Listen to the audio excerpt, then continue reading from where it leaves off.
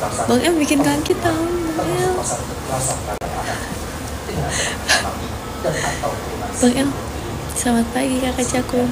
Bang El ini yang suka ngisi-ngisi galeri kita guys. Bang El mumpung masih awal pekan nih, masih banyak waktunya buat pamer-pamer.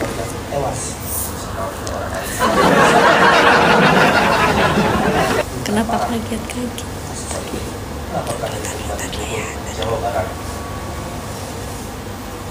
Polisi mengungkap peran 5 tersangka yang tega membunuh gadis berusia 5 tahun asal Cilegon, Banten.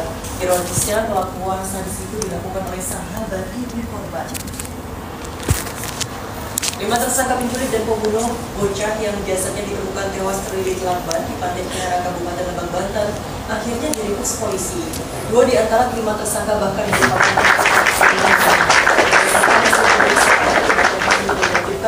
piutang.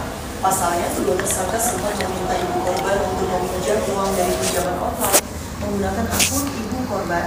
Karena kesal terus ditagih, para tersangka kemudian dendam. Target para tersangka sebenarnya adalah ibu korban. Namun hal itu urung dilakukan dan memilih anaknya yang justru dibunuh oleh para tersangka.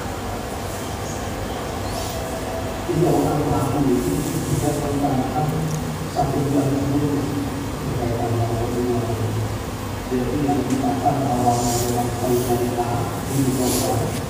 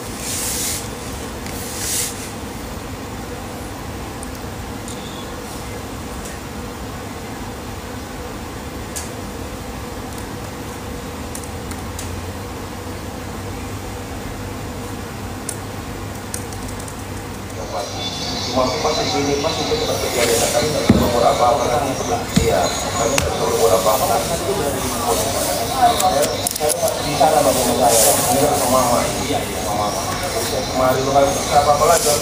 Akibat insiden itu salah satu korban kebakaran seorang bapak berusia 88 tahun kehilangan tempat tinggalnya.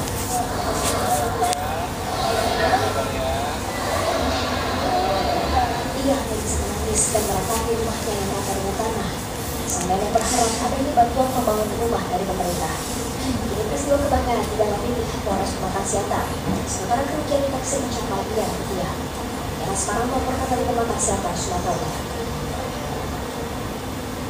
Sementara itu, api menghanguskan 3 bangunan di kota Yogyakarta. Warga menduga api pertama kali berasal dari bangunan yang digunakan sebagai warung makan, kemudian menjalar ke bangunan di dekatnya. Yang ini lagi single presenter, jadi aku lagi nggak tugas. Tapi nonton aja Indosiar ya. Nanti segmen berikutnya aku langsung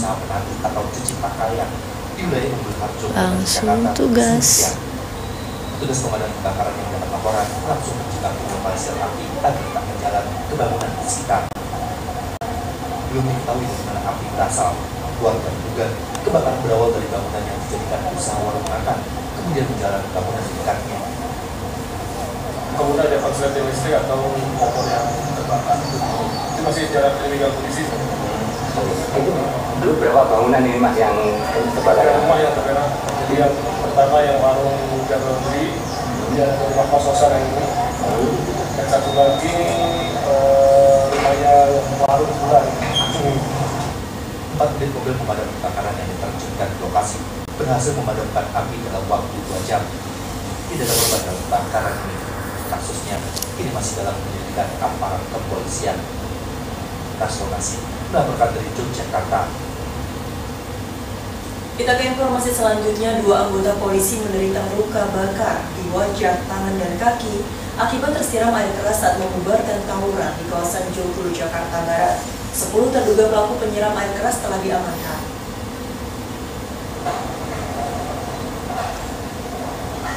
Anggota polisi dari tim patroli perintis Polda Metro Jaya ini